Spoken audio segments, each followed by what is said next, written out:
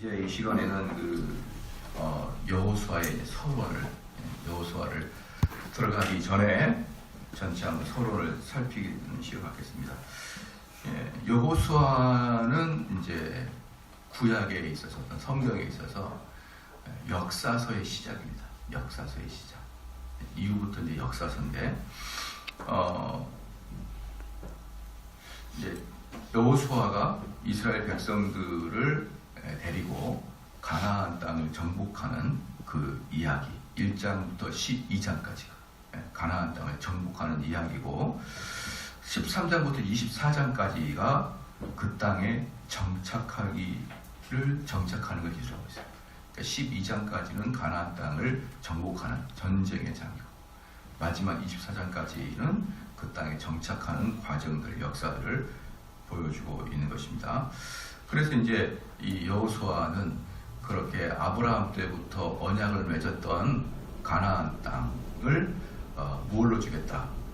온 지구에, 온 인류의 제사장의 나라로 너에게 주겠노라 라고 했던 그 언약이 성취되는 과정들을 보여주고 있는 것이고요. 그 다음에 모든 구약은 어떻습니까? 율법 아래 있잖아요. 구약은 율법 아래 있는데 그 율법이 뭐냐? 모세 오경이거든요. 모세 오경이 이 구약에서 어떻게 전개되는지를 쭉 보여주는 다리 역할을 하는 것이 여호수아예요. 모세 오경과 나머지 구약의 이 다리 역할을 해주는 게 모세 오경이다. 아니죠. 여호수아서다. 이렇게 우리가 알 수 있습니다. 일종의 교량 역할을 하고 있으며 일종의 연결 부위가 여호수아인 것이죠. 그래서 이제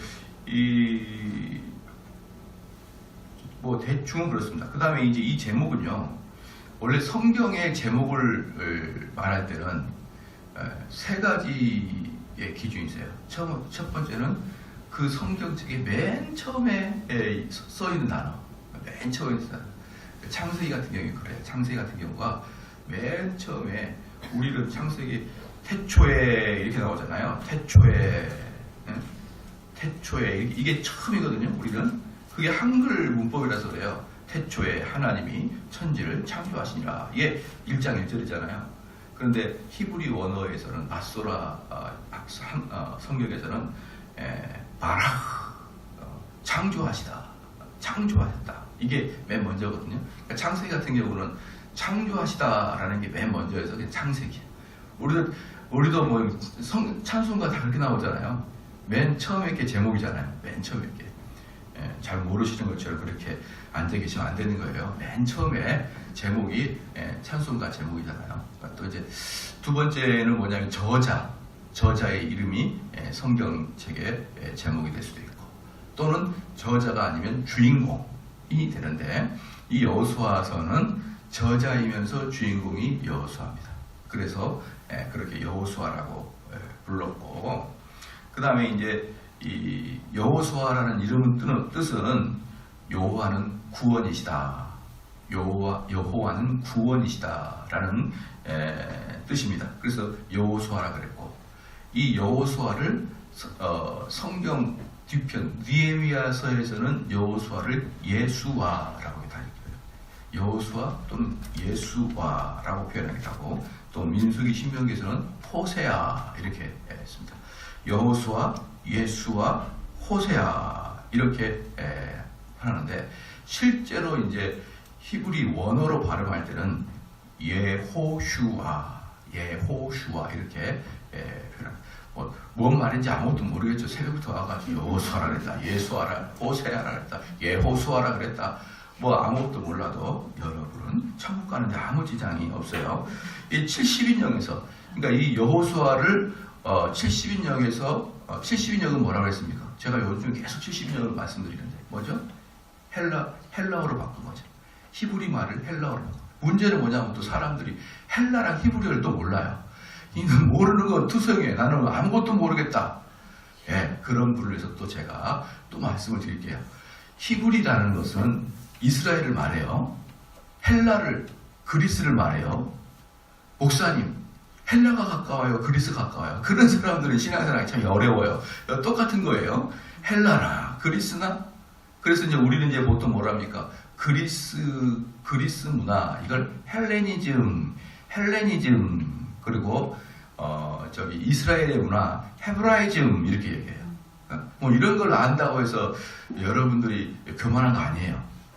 아주 기초적인 것이지. 이게 헬레니즘은 그리스, 헤브라이즘은 제가 왜 이런 말씀이냐면 저도 청년 때까지 몰랐어요. 똑같이 히브리 막 옛날 목사님 히브리 헬라 하는데 할 때마다 헷갈리는 거예요. 다시 말씀드립니다. 히브리는 이스라엘, 헬라는 그리스. 그러니까 70인역은 어떻게 만들었느냐? 히브리 언어, 즉 이스라엘 언어로 써져 있던 구약 성경을 헬라 문화, 즉 우리로 말하면 영어, 그리스 말로 바꾸는 그러한 작업을 70인역이다 이렇게 합니다. 70인역의 성경은 BC 2세기, 우리 주님이 오시기 2세기 200년 전에 만들어졌는데 이미 헬라 성경으로 만들어졌단 말이에요. 그리스 말로. 그렇죠?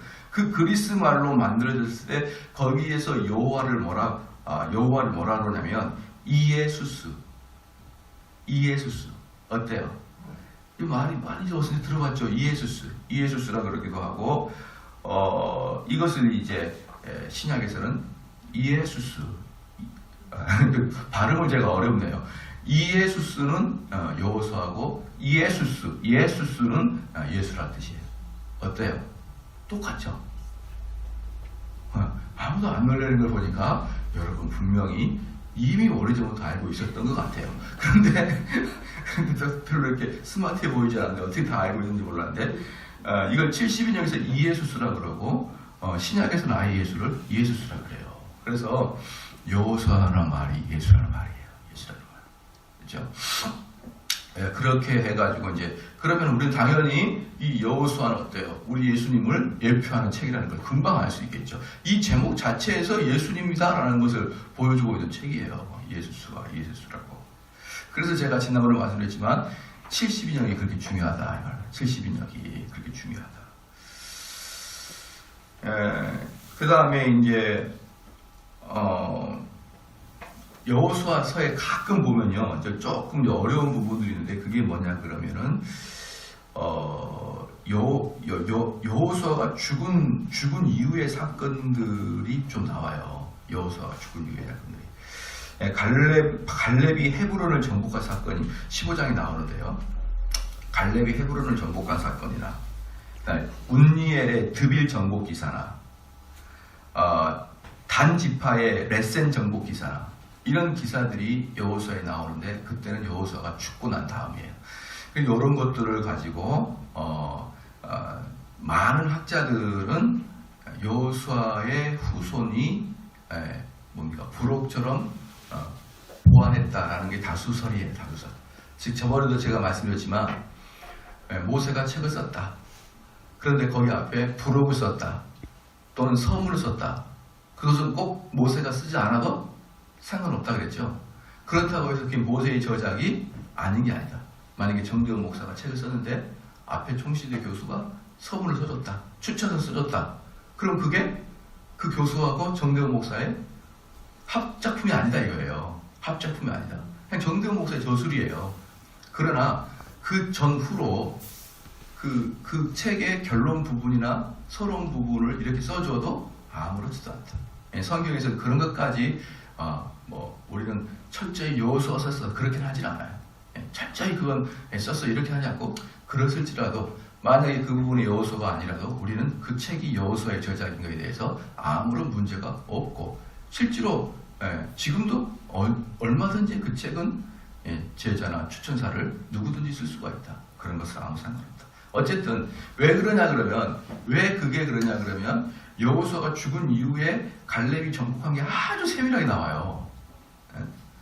죽었는데 그걸 가지고 자유주의 신학자들은 어떻게 접근하냐면 그거 봐라. 이건 여호수아 쓴 게 아니라 그 당시 가나안 초기 정착 때 여기저기 떠돌아다니는 이야기를 짜다가 뭉쳐놔서 그렇게 했다라고 자유주의가 그렇게 얘기합니다. 아니야. 우리는 여호수아 썼어. 그러나 혹 한두 군절을 누군가가 덧입혀줘도 그것은 여호수아가 쓴 저작과는 아무 관계가 없어. 그것은 문제가 없는 거야. 라고 개혁주의는 이야기하는 거예요. 좀 아시겠죠? 그래서 여호수아의 저작은 뭐 두말할 것도 없이 확실하고, 왜냐하면 여호수아가 썼다고 분명하게 기록하고 있어요. 여호수아 24장 한번 봐볼까요?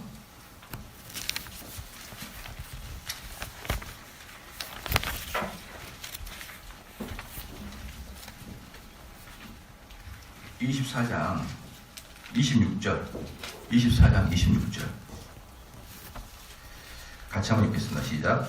여호수아가 이 모든 말씀을 하나님의 율법책에 기록하고 큰 돌을 쥐어 거기 여호와의 손으로 곁에 있는 상수리 나무에 아래서 이렇게 자증하는, 성경의 자증, 빼도 박도 못하는 자증이 있으면 그것은 저자에 대한 더 이상 의심을 안 하는 거예요. 이게 지난번에 벨지 신앙고에서도 말씀드렸지만, 딱 자증하거나 아니면 다른 성경에서 지난번에 보면은 바울 서신을 또 누가 증거합니까? 베드로가 바울이 썼다라고 증언하잖아요. 그렇게 증언해주거나 자증하거나 이런 거에서는 성경에 대해서, 저자에 대해서 더 이상 의심을 하는 게 아니에요.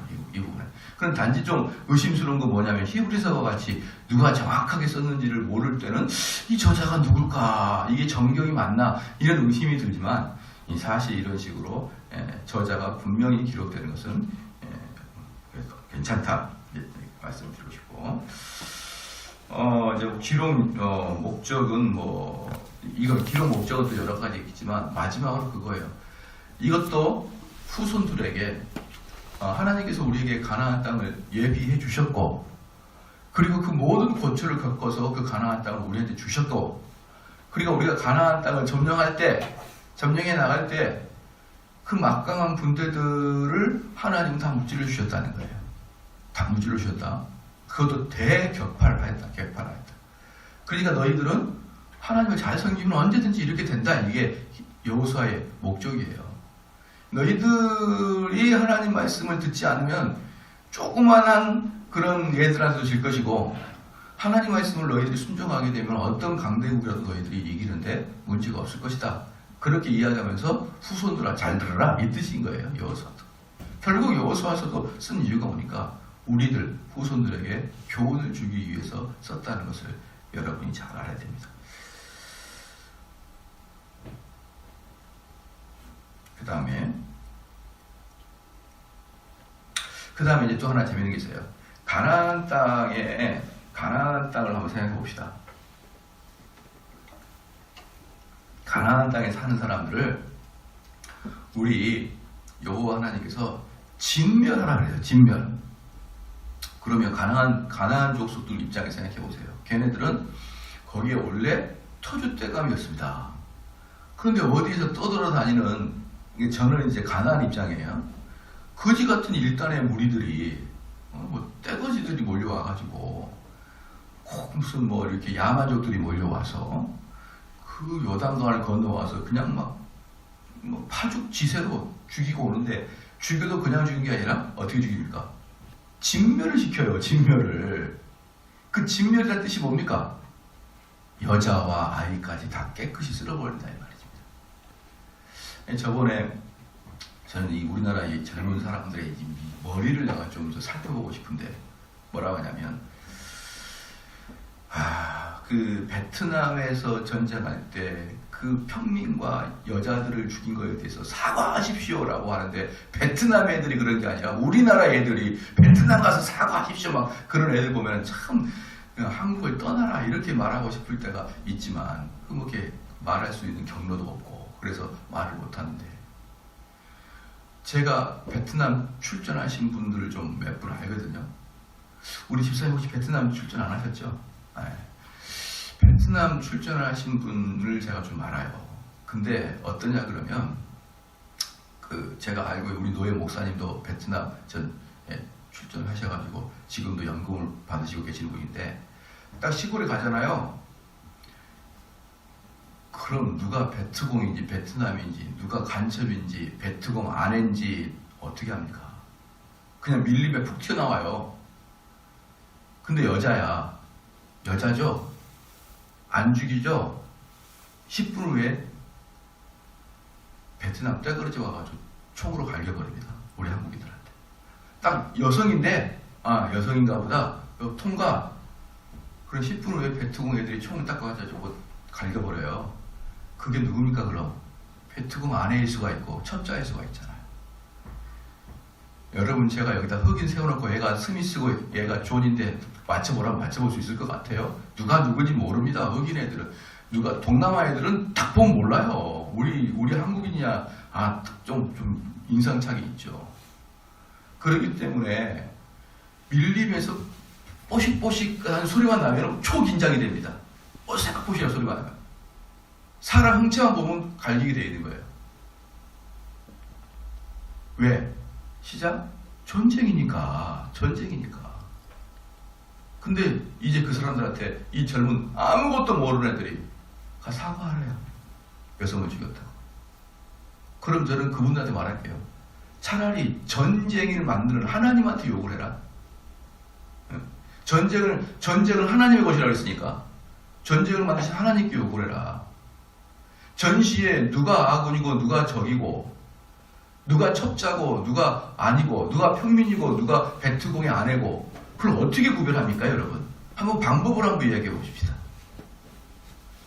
여러분 일할 때 한 가지 팁을 드릴게요. 만약에 베트남에서 진멸을 했는데 너희들이 가서 사과해라 이렇게 말하잖아요. 그럼 여러분은 논쟁하지 마십시오. 딱 하나만 말하면 됩니다. 그럼 대안이 뭐냐? 만약에 밀림에서 전쟁하는데 대안이 뭐냐? 라고 물으면 사랑하는 성도 여러분 하나도 대안을 말 못합니다. 하나도 말 못해요. 그게 바로 꿈과 이상을 쫓아다니는 그 젊은 사람들의 허구입니다. 허구. 그래, 그럼 베트남인지 우리로 말하면 미국 사람이 왔는데 제가 북한 사람인지 한국 남한 사람인지 어떻게 합니까? 여러분 그런 좀 이상향 좀 갖지 마라.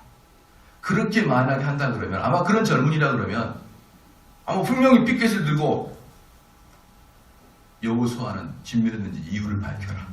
뭐 이렇게 하면서 저 악한 여호수아 왜 진멸했냐? 그 이유를 밝히지 않으면 나는 단식을 하리라 이러면서 20일 동안 단식을 하는데 얼굴에 피부가 좋아. 그렇게 살아가는 인간들 정말 말종입니다. 여러분 전쟁은요 진멸이에요. 진멸. 전쟁에 미국 사람들이 나가사키하고 히로시마에 원폭 터뜨렸는데 원폭이 얘들을 얼마나 많이 죽인 줄 아십니까? 원폭이 죄 없는 여성들을 얼마나 많이 죽인 줄 알아요? 근데 그거에 대해서 누가 책임을 묻습니까? 아니 미국 사람들이 내가 미안하다 그럽니까? 정말 한심하기 이를 데가 없어요. 그래서 전쟁은 전쟁입니다. 전쟁은 무조건 사람을 죽이는 게 합법화가 된 시기가 전시예요. 전시. 그래서 전쟁은 짐승과 같은 시기가 되는 거예요. 전쟁이라는 그 시기는 아주 특별한 시기고 우리 웨스트리 신앙 고백서에서도 합법적인 전쟁은 오케이입니다. 합법적인 전쟁일 때는 너희가 총을 들고 나가 싸우라고 이야기합니다. 그때 뭡니까?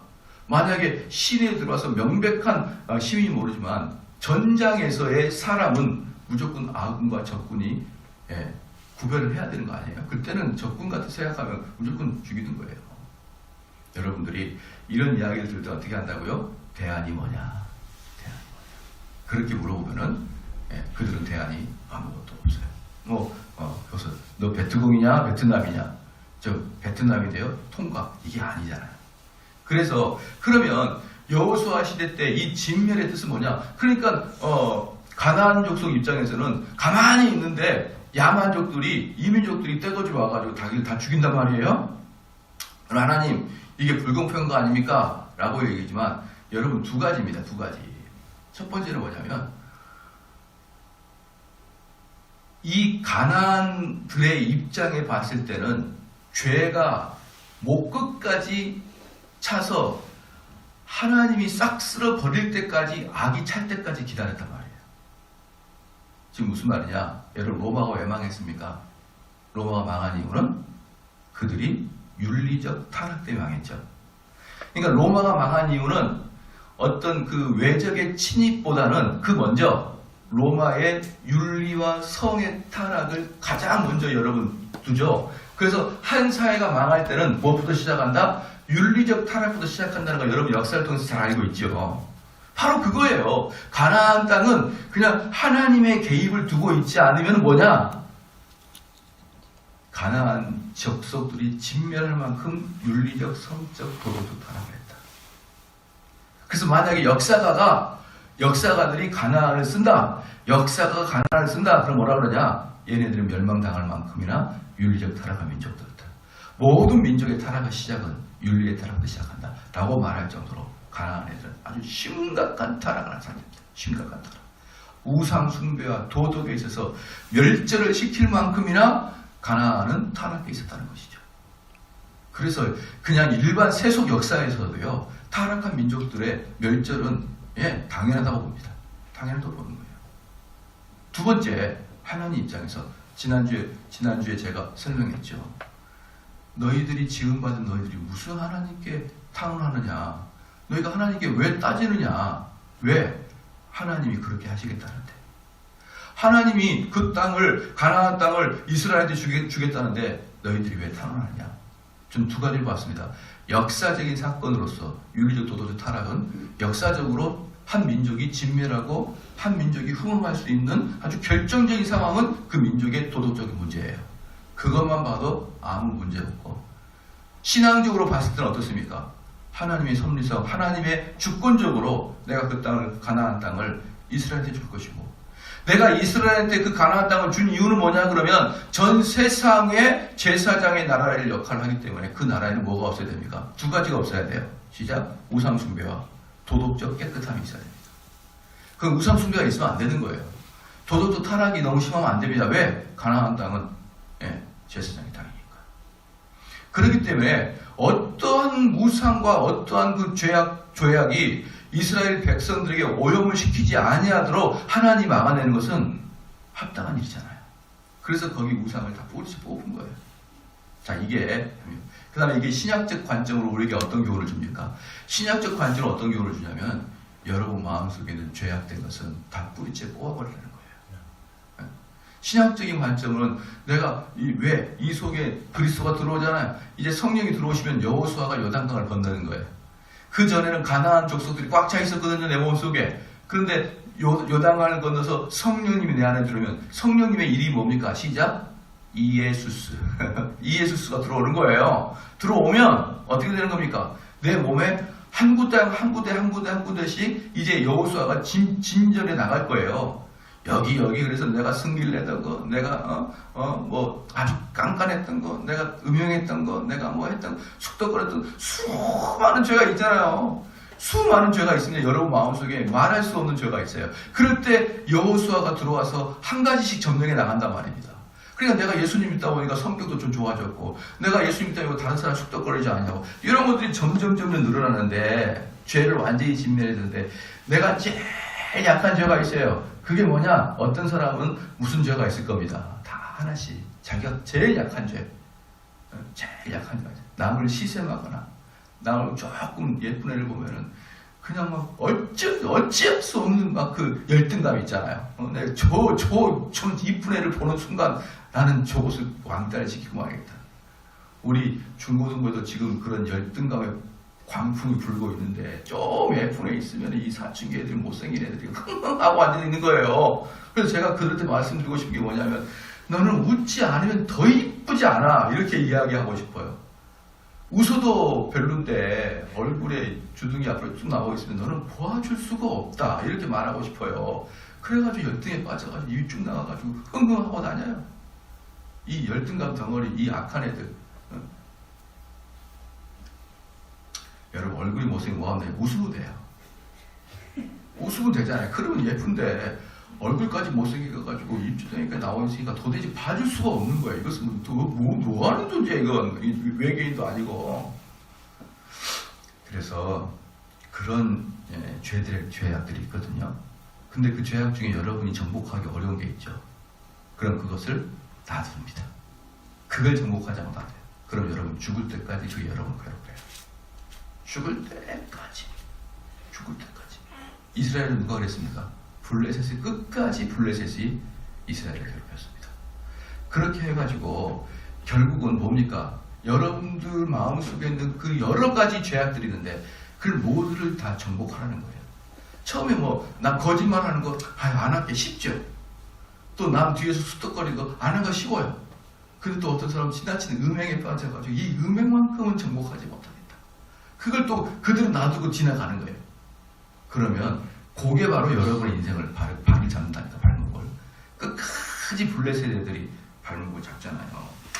그러니까 여러분들이 이 여호수아를 보면서 그런 것을 배워야 되는 것입니다. 그런 거 하나하나를 점령할 때, 그 대신 또 하나하나를 점령할 때 단지 그 장수와 이스라엘 백성들의 힘으로 싸우는 게 아니라 누가 하나님의 명령에 순종했을 때는 그것이 순조롭게 되고, 순종하지 않으면은 어떠한 작은 성, 특징이 누굽니까?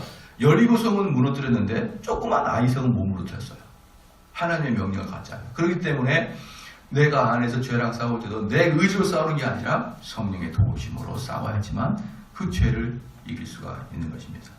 여러 가지 이제 그 가나안 적성을 할 때는 여러분들이 몇 가지 지역을 꼭 기억해야 돼요. 이 지역을 중심으로 이 여호수아서가 진행이 되는데, 첫 번째 헷 족속입니다. 두 번째 가나안 족속이에요. 이제 이게 뭐냐면 이 전체를 가나안 족속이라 그러는데 그 가나안 족속 중에 특별히 한 곳을 가나안 족속이라 그래요. 여기 시골에 가면은, 저희 시골은 고흥이라는 시골인데 이 고흥이라는 여러 면이 있습니다. 녹동도 있고 여러 가지가 있어요. 풍양도 있고 여러 가지 있어요. 근데 그 중에 고흥군, 고흥읍이 있어요. 읍. 여러 읍이 군이 되는 거잖아요. 그 중에 핵심적인 읍이 그 지역 군의 이름으로 되듯이 그렇잖아요. 전라도는 왜 전라도가 된 겁니까? 전주라주. 우리 또 전주라주. 경상도로 시작. 경주, 상주. 왜 성경도 모르고 상식도 모르고 아무것도 모르고 안 돼. 경주, 상주. 충청도. 충주, 청주. 그렇죠? 강원도. 강릉, 원주. 경기도. 몰라요. 경기도는 없습니다. 그래서 각 지역마다 대표되는 도시가 그 대표의 이름이 되는 거죠. 그래서 옛날에는 전라도는 전주하고 나주가 그렇게 중요했던 도시였고, 그때 나주 목사님이 아니라 나주 군수, 이런 사람들 아주 대단히 높은 사람. 옛날에는 청주 같은 거, 상주, 아주 옛날에는 조선시대 때 유명한 도시가 그랬어요. 그런 식으로 했을 때 이 가나안 족속이 따로 있었단 말이에요. 아시죠? 그게 전체 대표가 되게 돼 있었고, 그 다음에 제일 중요한 게 블레셋입니다. 블레셋.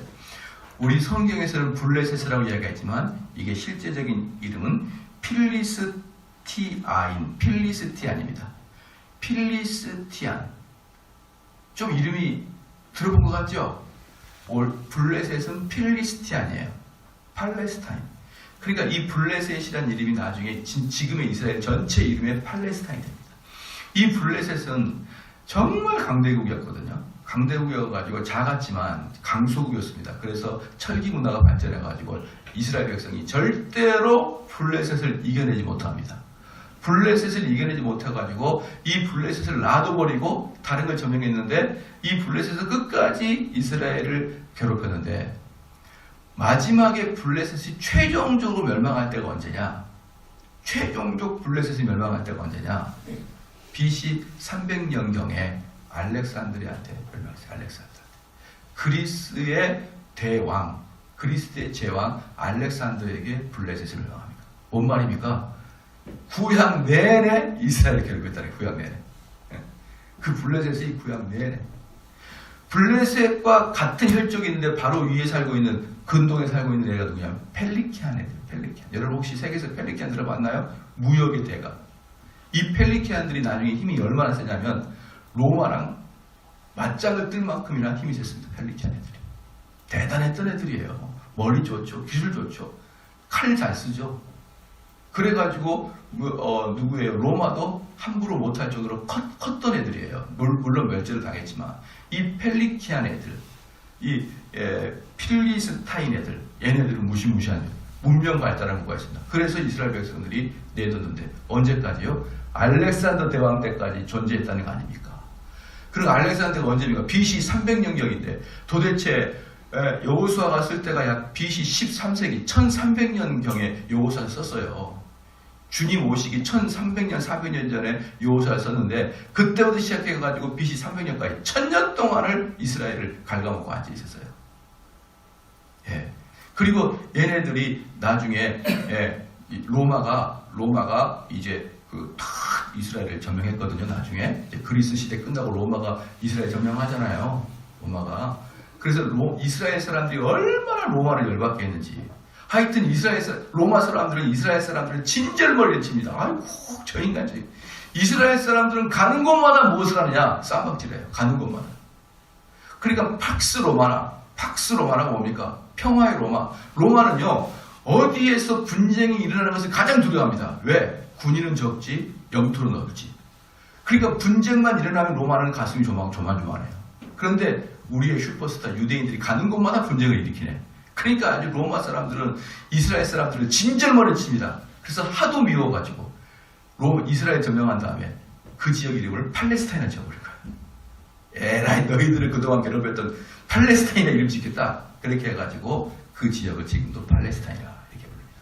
그 지역은 원래 팔레스타인이 조그만 지역이었는데 로마 사람들이 열받아가지고 지었던 이름이 팔레스타인입니다. 그 다음에 헷 족속, 가나안 족속, 블레셋 족속, 히위 족속, 그 다음에 여부수 족속, 브리스 족속, 기르가스 족속 이렇게 일곱 족속이 여호수아서에서 나타나는 족속입니다. 그래서 이 일곱 족속을 중심으로 이제 쭉 우리가 좀 알아볼 것이고 내일은 좀 지역 어느 지역이 있는지를 좀 서론 2를 통해서 좀 알아볼 것이고 이렇게 하면서 여호수아를 우리가 한번 또 대장정에 들어가 보기 바랍니다. 기도하시겠습니다. 하나님 아버지여 참으로 감사합니다. 우리에게 또한 여호수아서를 시작함으로 구약의 역대기를 시작하게 하여 주심을 참으로 감사합니다. 하나님 아버지여 이 여호수아서에서 수많은 우상과 이방과 우리가 차지해야 될 그 땅들을 점령해 나가는 과정들을 통하여 우리가 영적인 유익을 크게 가지게 하여 주시옵소서. 하나님 아버지의 역사하심이 후퇴되지 아니한 것을 알게 하여 주시옵고 그 언약 사상이 모두 성취되고 있다는 것을 분명히 알게 하여 주시옵고 우리가 그 과정 속에서 하나님께 어떻게 의존해야 되는지 깨닫게 하여 주시옵소서.